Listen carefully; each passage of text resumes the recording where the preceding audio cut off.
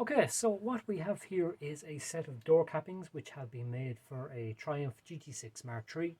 So while I had them here, I thought it might be an idea to shoot a quick video and let's talk about door cappings. They will also fit a Spitfire 4 up to a 1500 as well as the GT6 Mark I up to a Mark III. They essentially all use the same internal door profile, so these cappings will fit all those marks of Triumphs. So the door cappings are made from 3 layers of a 1.5mm Baltic birch plywood, which is formed over a mould before being veneered, in this case in a burl maple veneer. So these door cappings have actually been made for a customer who previously I made a burl maple dashboard set for, so these door cappings are made to accompany that dashboard. Now generally what I would recommend is, if you are having a set of door cappings made, to consider also having a dashboard made, just so you have a nice continuity from the dashboard onto the door cappings made in a matching veneer. The finish is a high build finish, over which has then been applied a 2-pack clear which has been buffed and polished up to this mirror shine. So you get a fantastic depth there, and it really makes the burl in the maple pop.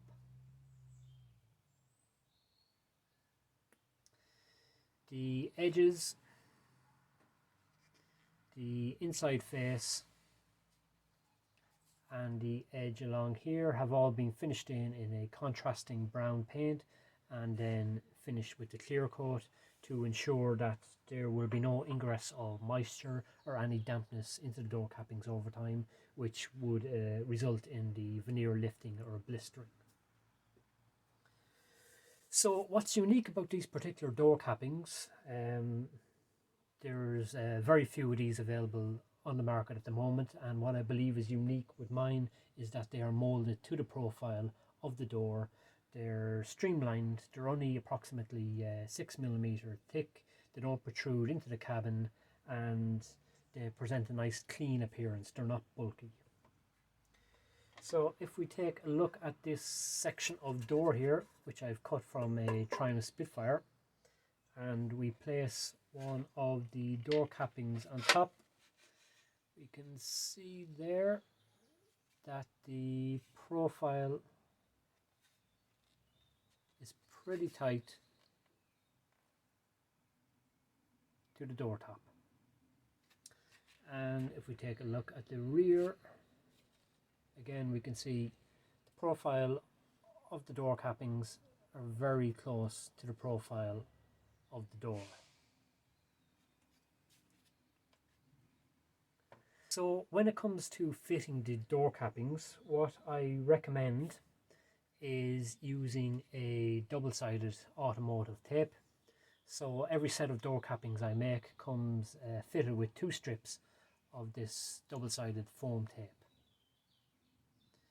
Now if you choose, I can drill 3 countersunk holes along the length of the door capping, and you can apply a stainless steel screw. But because the profile of the capping is so close to that of the door, I recommend going for a cleaner look and using the double-sided tape.